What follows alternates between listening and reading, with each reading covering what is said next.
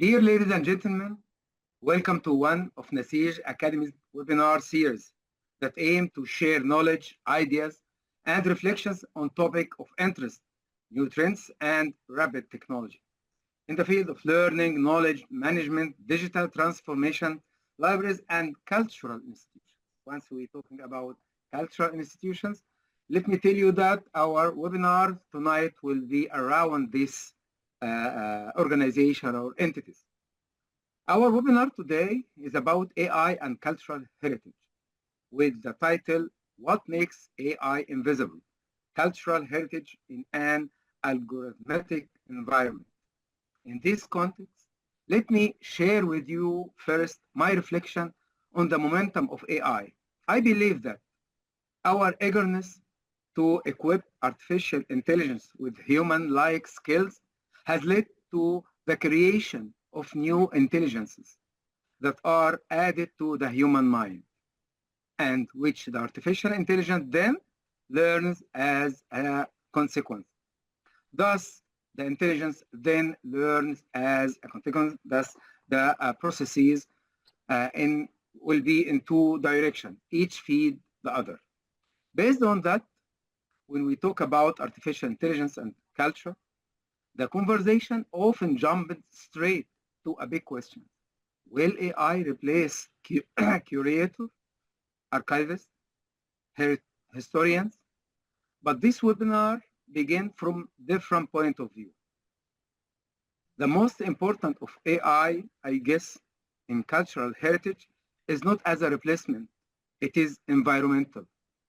It helps to reshaping how things are ordered, encountered, described, interpreted, and ultimately understood. And this is the core of the concept invisible.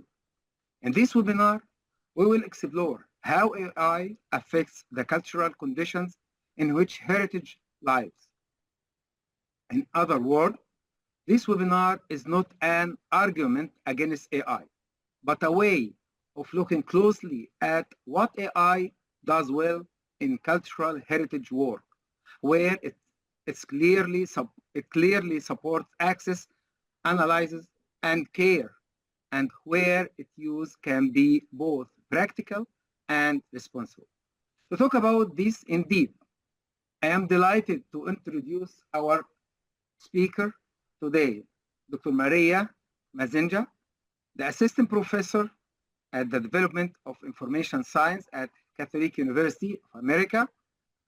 She has 2 decades of experience as an archivist and curator, teaches graduate courses on digital libraries, cultural heritage institutions, and public programming in LMAs. Currently, she's directing a Catholic National Archives directory project and have many researches and paper in the field, and for sure, and books as well. And before I handed the stage to Maria, I would be glad to introduce another honor guest, which is Sue, and I will let her, because she's at the same time in the Académia, and I will give her the hand to introduce herself and also prepare the starting of this webinar to Maria. Please, Sue, go ahead and introduce yourself, please. Thank you. Thank you for having me here today. I'm very excited to be with Dr. Maria Mazzenga to talk about this exciting topic. I am an associate professor at the Department of Information Sciences at the Catholic University of America. So I am Dr. Mazzenga's colleague. So I have a deep interest in how AI can influence librarianship. So this will be an interesting discussion. Welcome everyone, and I look forward to a very engaged discussion. Thank you so much, Sue, and I'm glad that, because I'm sure that you'll spice up the discussion after Maria finished with her presentation, and for sure we invited all the attendees to write their question and queries in the box of question and answer, and for sure we will share it with Maria and for you, Sue, as well, to discuss about it. Please go ahead, Maria. The virtual stage is yours. Thank you, Professor Abdullah Medawali. Thank you, Dr. Sin. And thank you, Mr. Saeed Ali Saeed, for assisting with the technicalities of this presentation. I'm so happy to be presenting to the Naseej Academy. And thank you for being here for this talk.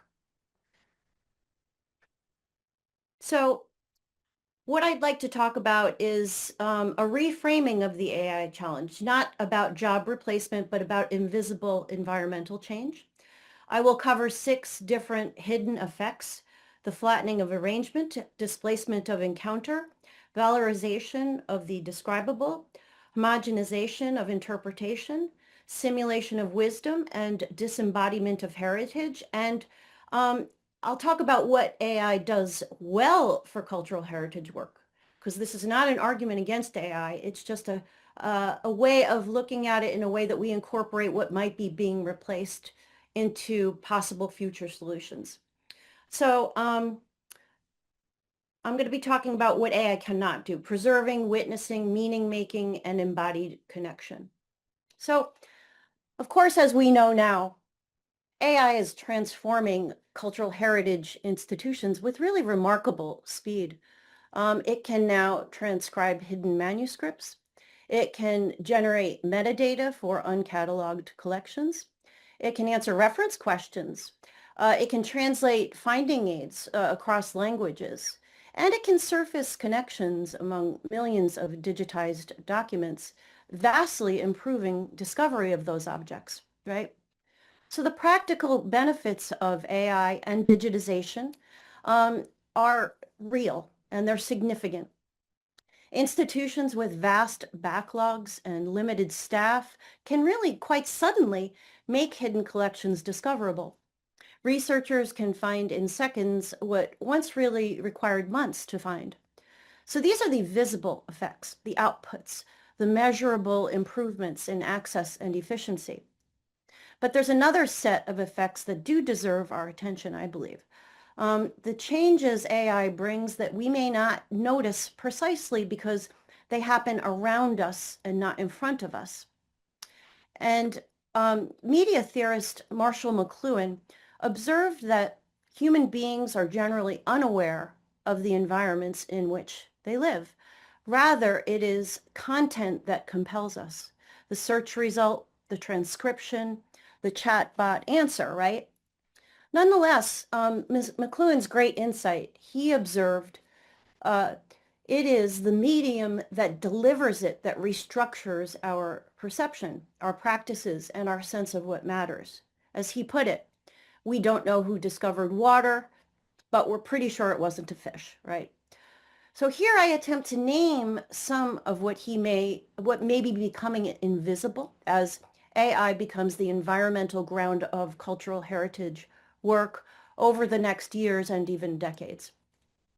And again, the goal is not to reject AI, as the practical benefits are so significant, but just to see it clearly enough so that we can use it wisely.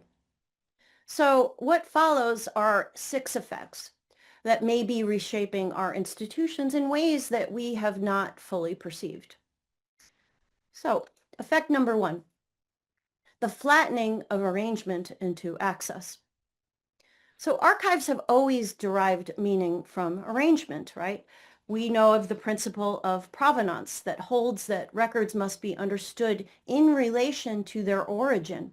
Who created those records? For what purpose? In what organizational context? And we know the concept of original order as archivists. Original order preserves the relationships among documents as evidence of how they were used. An archive is not a collection of items, but a structured whole in which position and relation carry significance and meaning, right? So AI-powered discovery systems excel at surfacing items. So a user searches for a name, a date, a subject. The system returns almost miraculously, matching documents from across collections institutions, and even continents, right? And this is genuinely powerful. But note what happens to arrangement. An object's containment may persist as a tag, right? Collection series folder, right? What disappears is proximity, right? The neighboring records that reveal pattern and trajectory of the item. So the user receives documents. The archival context through which those documents signify more than themselves tends to become optional, supplementary, and ultimately ignorable, right? The query structures the encounter. I want X, I get X. But archives have always been about what you find on the way to X, right? The adjacent folder, the unexpected series, the context that reframes the question that you thought you were asking. We all know this, having worked in archives and with these materials. The objects around the one that you're looking for can often be very revealing. So when retrieval becomes instantaneous and targeted, serendipity, I'm going to call this serendipity, does not merely decrease, the conditions for it disappear, right? Serendipity is part of the archival research process. So users don't know what they are not encountering, right? Because the environment has made it structurally absent. As far as an example, many of you are familiar with Transcribus, perhaps. European researchers used Transcribus, which is an AI-powered platform for text recognition, especially handwritten text recognition. And it was developed with Horizon 2020 funding in Europe. And they used it to identify Lope de Vega as the author of La Francesca Laura, a theater play whose authorship was previously unknown. So the platform can transcribe and search historical documents from any place, time, and language, making it a genuinely powerful tool for discovery. Yet note how the system surfaces the authorship finding while the archival context recedes. The arrangement that would show what manuscripts sat alongside this one, the provenance that would reveal how it was preserved and transmitted recedes, right? So that's one aspect of the invisibility effect that I want to talk about. Second is the displacement of encounter by retrieval. So cultural heritage has traditionally required presence, right?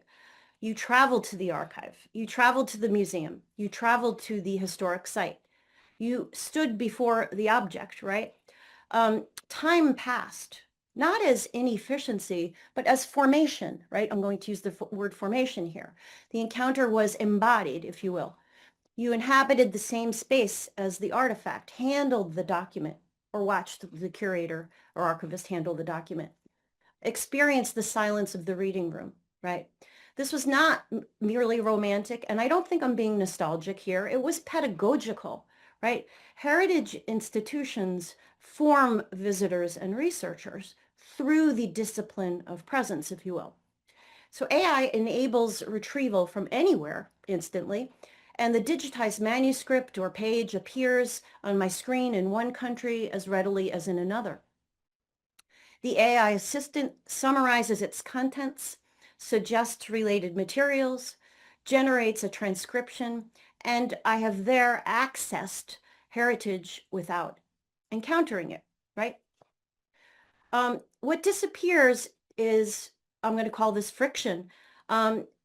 Friction disappears. What friction was doing perhaps work that we may not have recognized, right? The time spent traveling, waiting, navigating was also time spent preparing, anticipating, and shifting into a different mode of attention, which was part of the encounter, right? The difficulty of access was an implicit pedagogy. And this matters because it requires effort, and this will not yield meaning to haste, right? So when AI removes friction, it may be also removing formation. Users receive information efficiently, but it does remove the formation. So whether they're being formed into the kind of people who can receive heritage as heritage, who can encounter the past, rather than merely retrieving data about it, is another question, one that the environment makes it difficult to ask. At the Pinacoteca de Sao Paulo, IBM created something called the Voice of Art. This was an AI-powered assistant that allows visitors to interact with paintings and sculptures using natural language processing. You may have heard of this. So visitors there can ask questions through headsets, and Watson answers in real time, ranging from historical facts to relationships between works and contemporary life. Now, the goal was to get more people into the museum, and it worked. The increase was about 200% to the museum, and you saw this genuine enhancement of accessibility. Yet, the friction of standing before a work in silence, of allowing meaning to emerge slowly, of encountering what one did not know to ask about, these formative aspects of the museum experience are restructured around this query response model, right? So the effect is that the environment teaches visitors that heritage yields its meaning to questions rather than to patience. So I'm advocating for keeping the pedagogy of friction alive, even as these wonderful new developments take place. So now on to the next category, which is the valorization of the describable. So AI operates on, of course, what can be represented as data, text that can be transcribed, images that can be tagged, relationships that can be structured as metadata. It works extraordinarily well on these materials, but cultural heritage, as you know, often includes much that resists description, right? Consider the aura of an original document, and I'm using aura in Walter Benjamin's sense that he describes in his essay on representation of art in a mechanical sense, and his discussion of losing aura through reproduction. So aura gives the quality of presence that a reproduction cannot. And I ask you just to simply consider the weight of a medieval manuscript, the smell of an old book, the silence of a sacred space, right? These things have aura. And consider the way significance sometimes adheres to what is not recorded, right? The gaps visible only in physical encounter with a collection. The silences an archivist can name, but no metadata field can capture. The patterns of absence that emerge only through comparative experience across repositories, right? The absence of a file that you thought was there, or a gap in a collection. That's information, right? So these aren't incidental, I'm going to argue, to heritage. They're often where meaning lives. So when AI becomes the primary access layer, the describable is not merely a privilege. The undescribable becomes structurally invisible, right? So the system can't surface what it cannot represent. Users searching through AI-mediated interfaces encounter what has been tagged, transcribed, and linked. What has not been, and maybe what perhaps cannot be, does not appear. It does not register as absent because its absence leaves no trace. The environment selects for the describable without announcing that selection, right? So a couple of examples here that you're all probably familiar with. So wonderfully, AI technologies enabled the reconstruction of the missing portion of Rembrandt's The Night Watch, which had been cut from the bottom and left sides of the work. Now, the restored work is wonderfully now exhibited at the Rijksmuseum in the Netherlands. AI also helped complete Beethoven's unfinished 10th Symphony, right? Both achievements are remarkable, of course.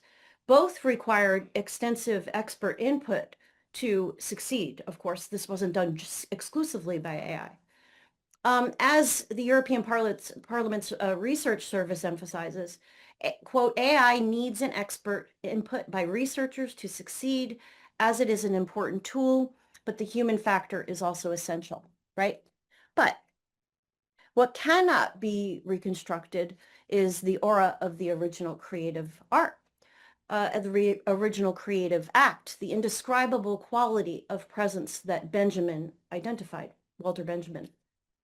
So the AI produces stylistically coherent reconstructions, but what it can't do is, we just need to remember, is produce the original creative act, or the actual choices Rembrandt or Beethoven would have made in that unrepeatable moment, right? We just need to note that plausibility is not presence. The next thing I'd like to emphasize is the homogenization of interpretation. So AI models are, of course, trained on existing data, existing scholarship, existing metadata, and existing descriptive frameworks. We know this, but I want to put a slightly different spin on it. They learn what has been said and generate more of it. Large language models, in particular, tend toward consensus. They produce the statistically probable response, the interpretation that fits the pattern of prior interpretations, right? But heritage is often most significant where it challenges consensus. So marginalized communities preserve what dominant cultures ignore or suppress. We have archival silences, the gaps in the record that testify to power relations that shaped what was kept and what was destroyed.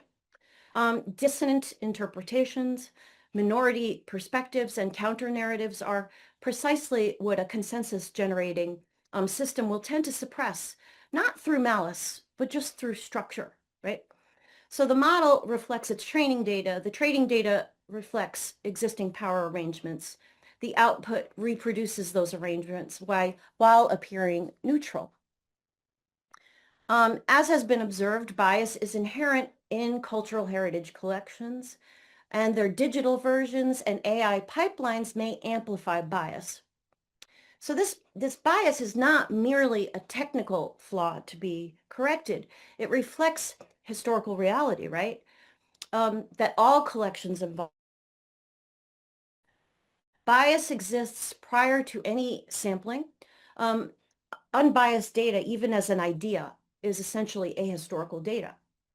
So the digital transfer of collections then entails issues of digital cultural colonialism and otherness, reflecting tensions between contrasting structures, such as European and Western versus other, North versus South, center versus periphery. And when AI assists discovery and contextualizes documents or generates interpretive summaries, it draws on this trained consensus. And I'm drawing here on the work of Foka and Griffin, 2024, analyzing cultural bias in European collections specifically. So users receive interpretations that fit established patterns. So the heterodox, the marginal, the dissonant, unless explicitly tagged and surfaced, they tend to recede from view.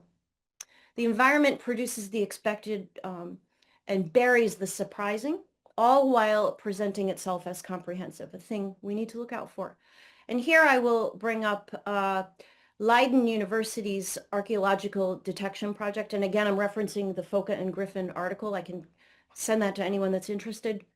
So this Leiden University project, they produced an archaeological detection project which combined LiDAR data with deep learning to identify sites in Dutch forests.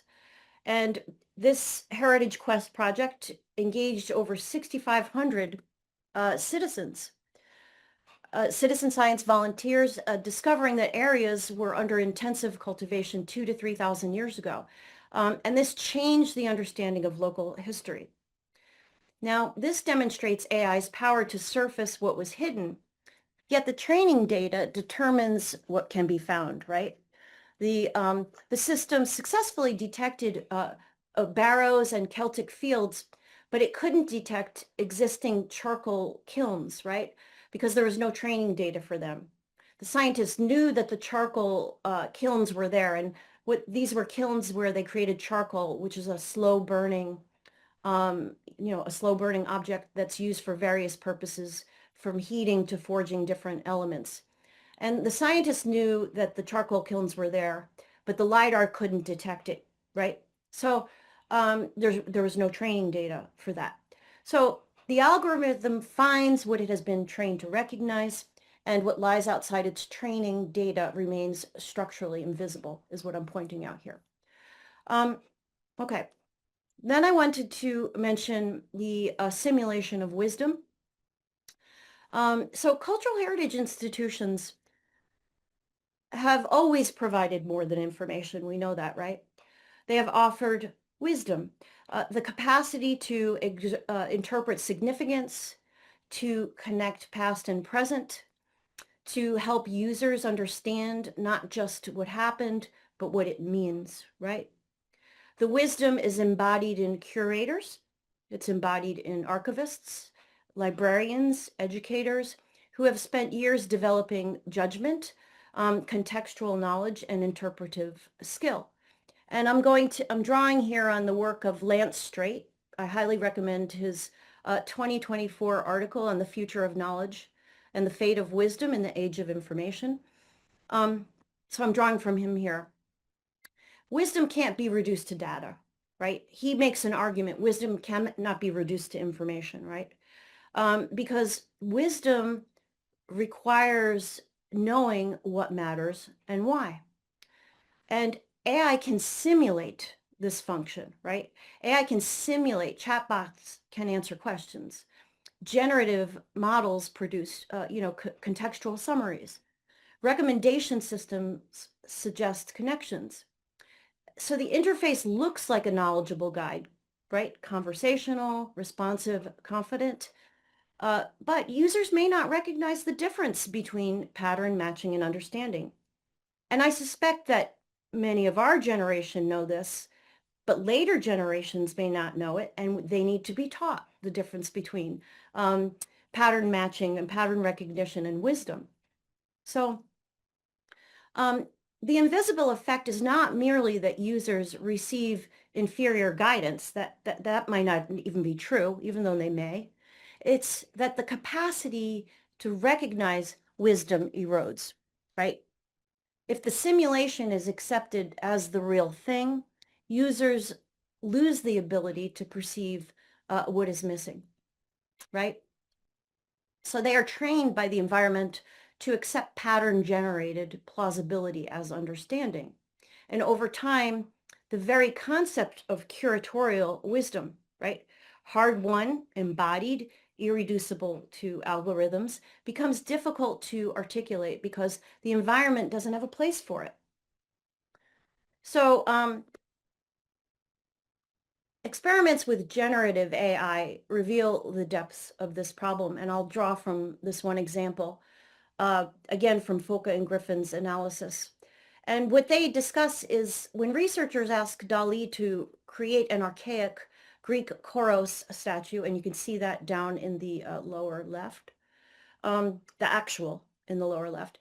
The results included a female figure and a warrior wearing a Corinthian helmet, characteristic of classical warriors, which was entirely wrong for the archaic period. The incorrect figure would be on the right. Foka and Griffin note the postures, the formal features, and even gender are entirely off. None of these images correspond to the image or style of an authentic Koros. Okay, that's the DALL-E on the left figure, the DALL-E created figure.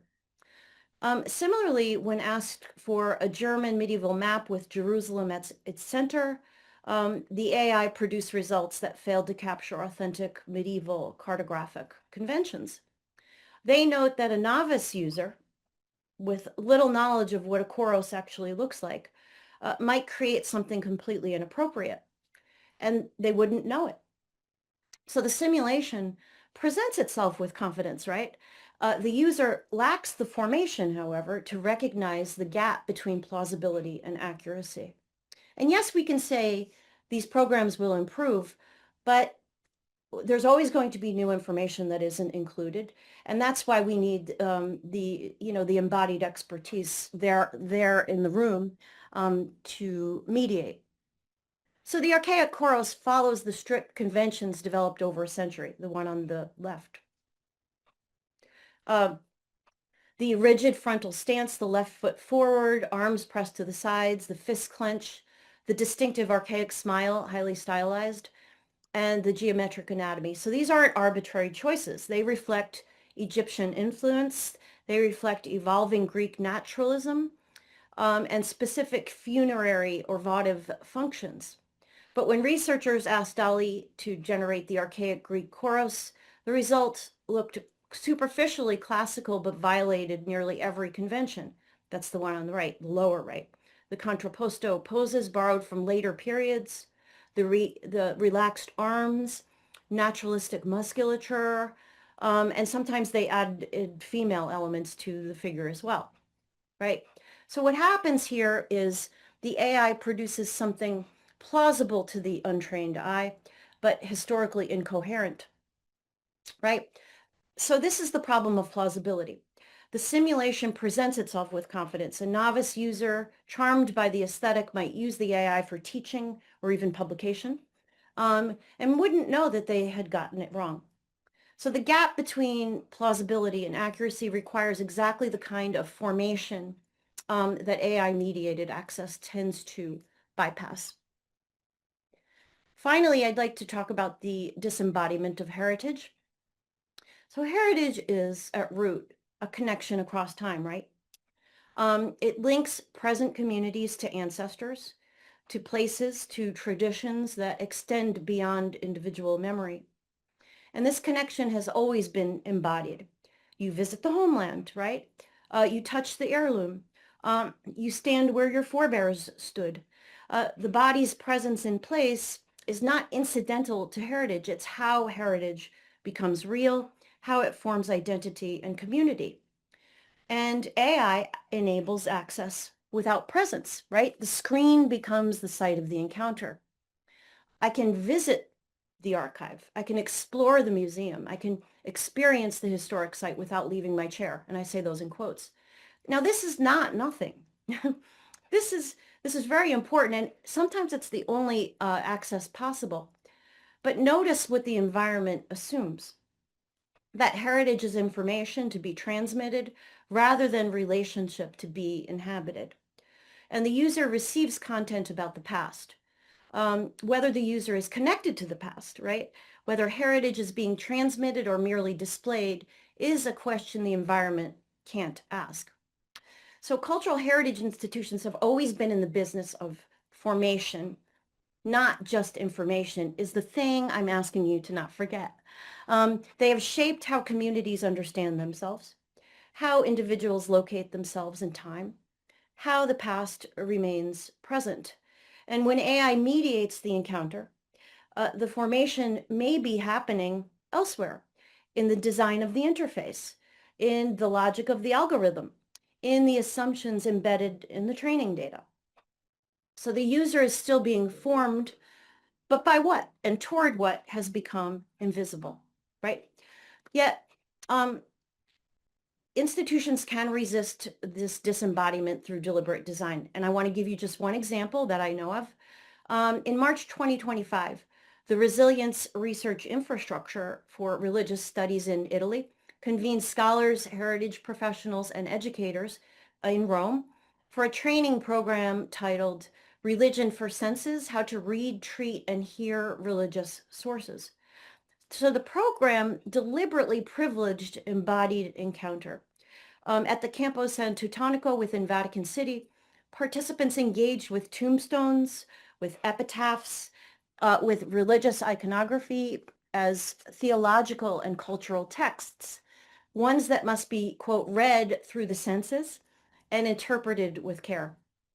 So trainers with resilience presented sacred art and funerary monuments not as historical data to be retrieved, but as didactic media, rich in meaning that emerges through presence.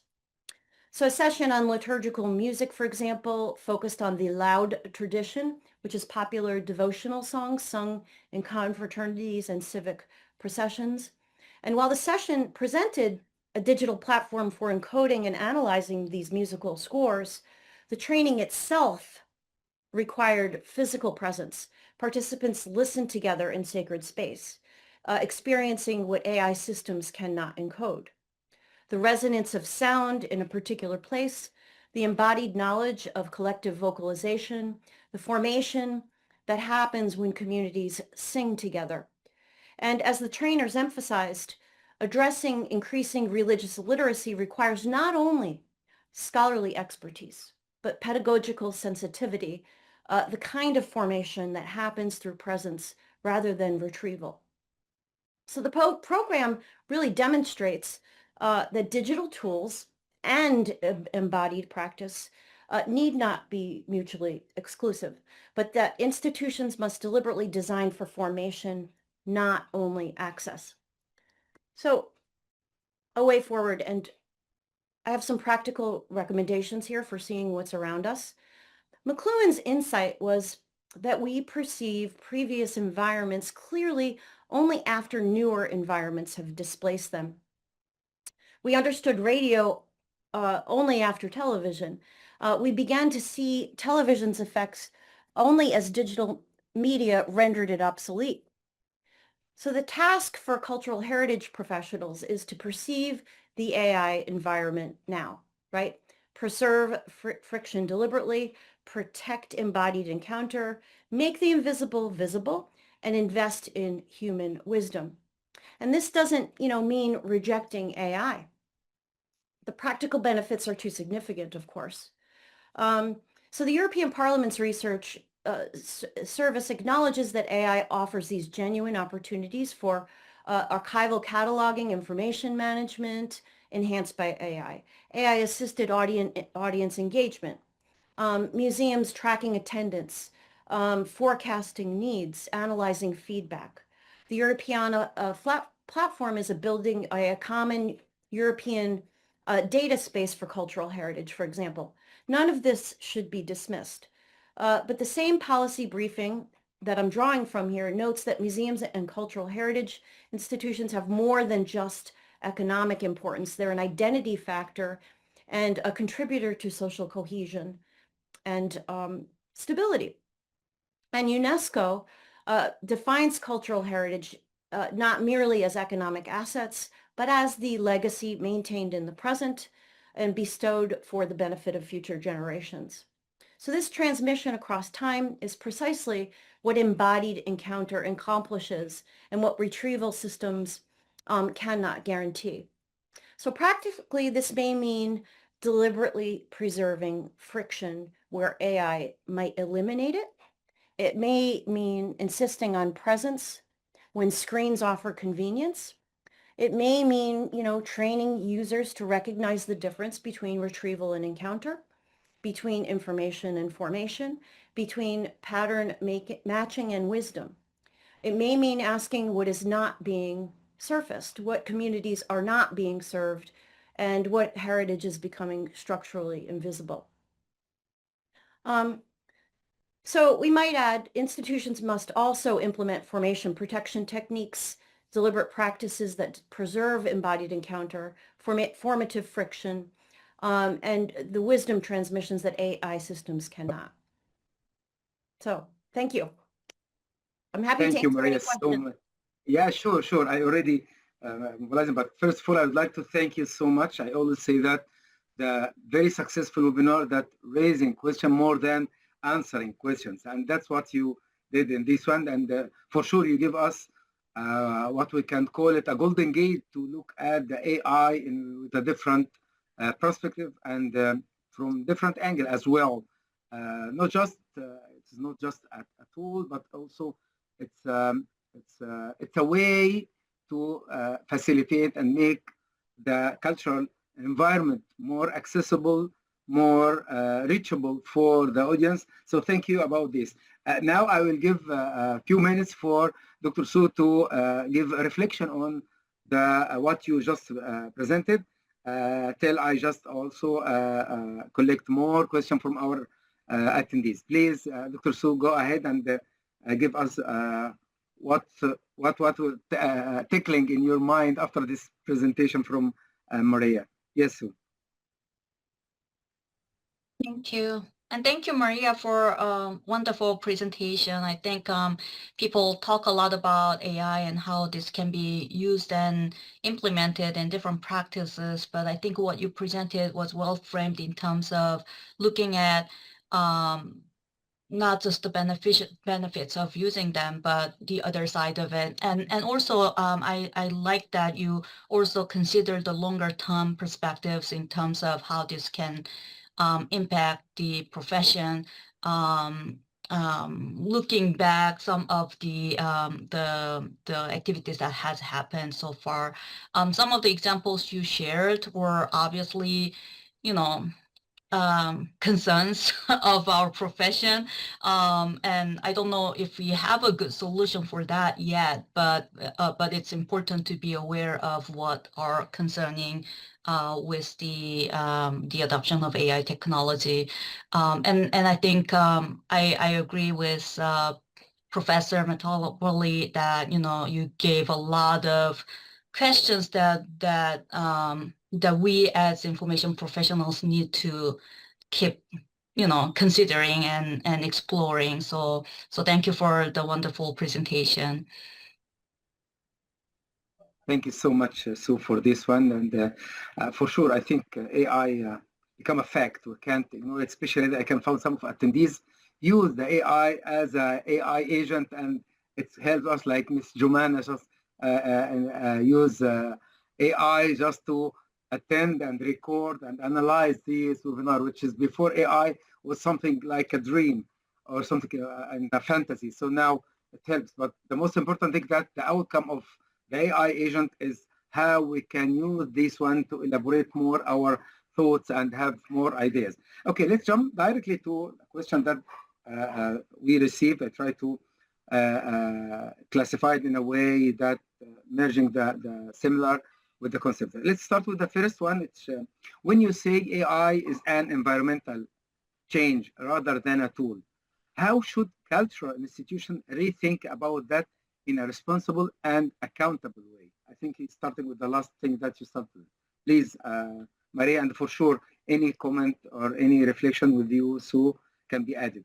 So the question, as I said before, when you say that AI is an environmental change rather than a tool, how should cultural institutions rethink about that in a responsible and accountable way?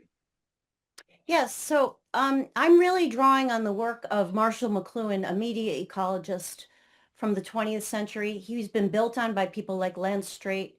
And the argument is that as we move from one form of media to another, we often ignore the older environment. And so the idea in cultural heritage institutions, to cut to this, would be as we adapt technologies, as we use something like Transcribus to translate documents for us, especially handwritten documents, just pay attention to what you're not doing anymore, because what you're not doing anymore may have its own information. And so what I like to do in my classroom when I teach is I teach very experientially.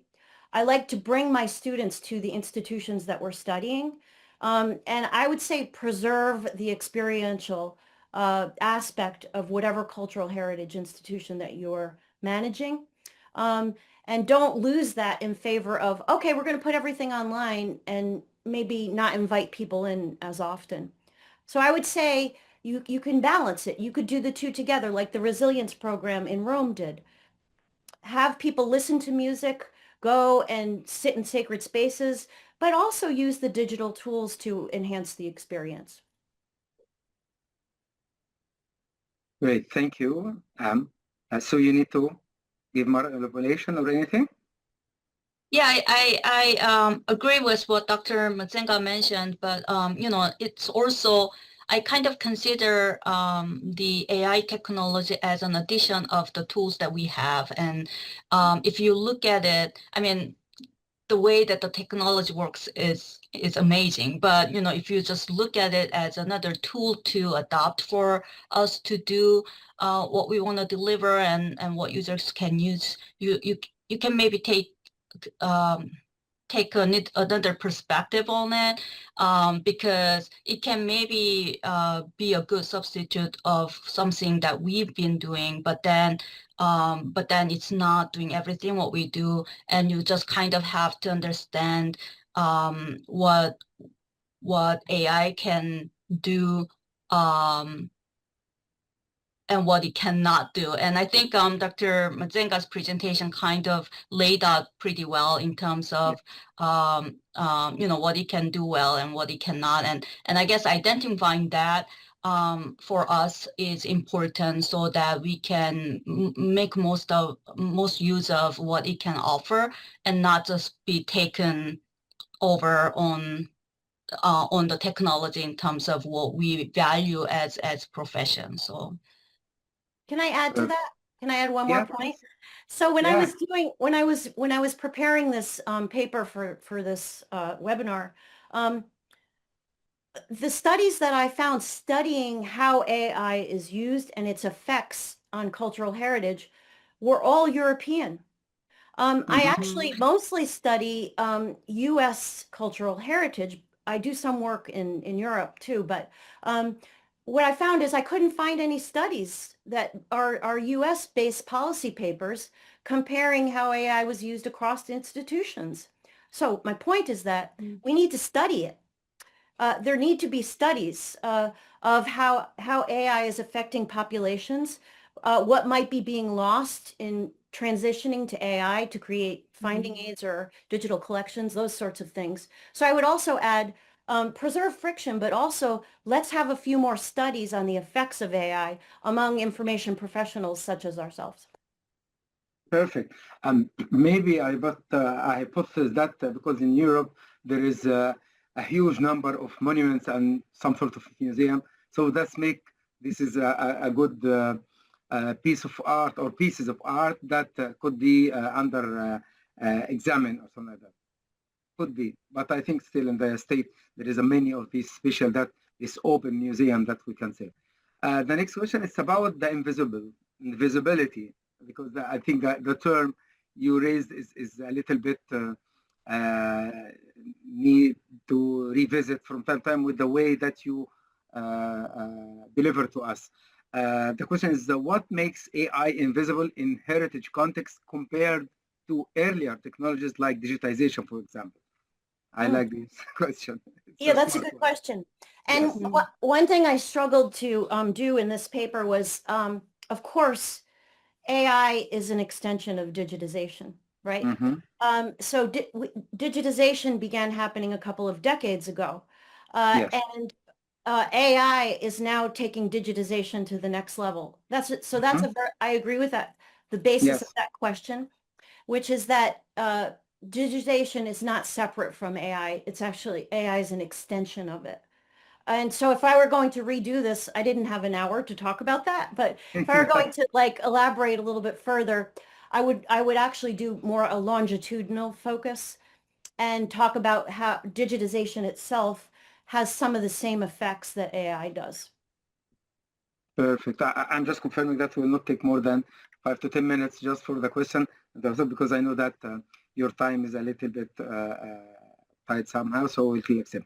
There is a question related to the expression aura that you read as well. So this question is about, could you please explain more about the concept of aura for artwork and its relationship to AI? Yes. So I would go to Walter Benjamin, his work. You can look him up. He's pretty famous in our field.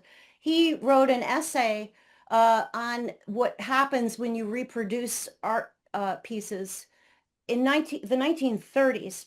And there's no, that's not that unusual because you have the rise of not just photography, which came earlier, but film.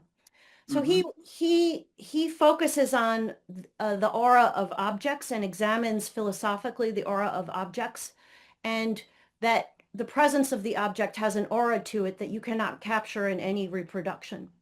And I'm happy to, it's an essay. I have it like right next to me somewhere. I'm happy to give you the reference to the essay, but he's the one that really elaborates on that in a really great way. Perfect. Thank you so much. The next question is for both of you, Maria and Sue. What ethical red lines should cultural institutions draw when adopting AI tools? From your point of view, I think there is some tips or some points that you need to share it with us, Maria and Sue. Soo-Yeon, do you want to, or should I, or? Yeah.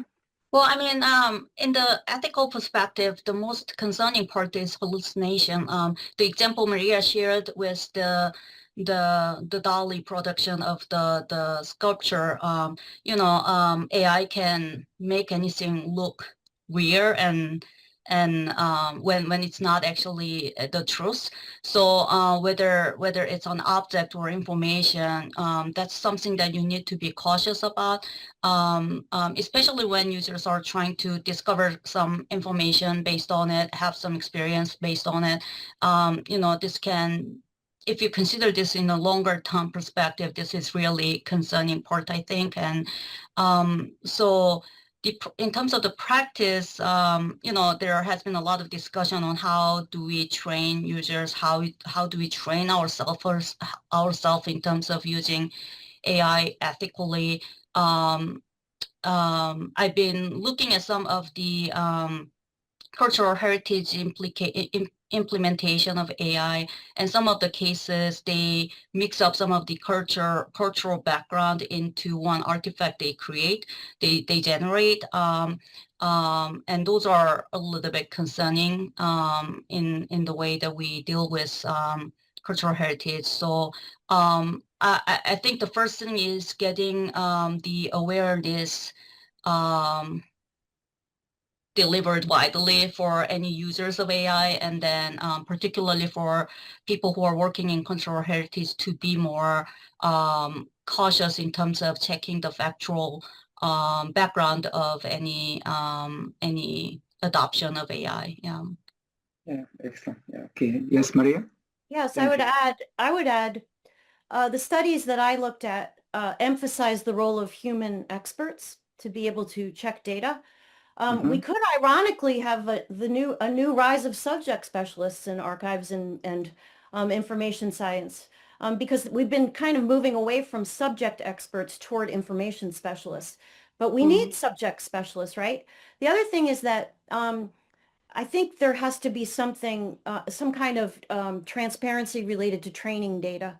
And we don't have transparency with training data right now. So if we know what data was used to train the various AI tools that we're using, we'll have a good idea of how to address any potential issues with the use of that tool. Perfect. Short answer, but very concentrated. Thank you so much. Once we talk about the human factor, so we have many questions, but I try to merge them and rephrase it. In AI era, what specific human skills should heritage professionals strengthen? And the other question, which is related very closely to that, how should education and training for future heritage professionals change in response to AI? Okay, Maria? Yeah.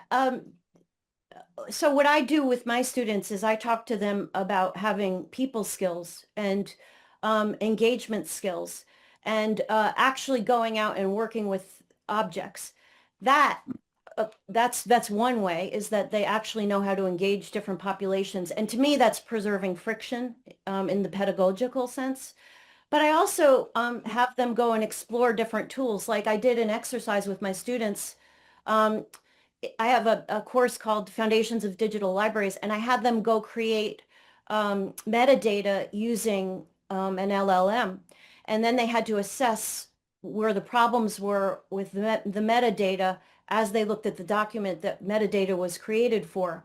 So force them to use it and evaluate the uses of the tools.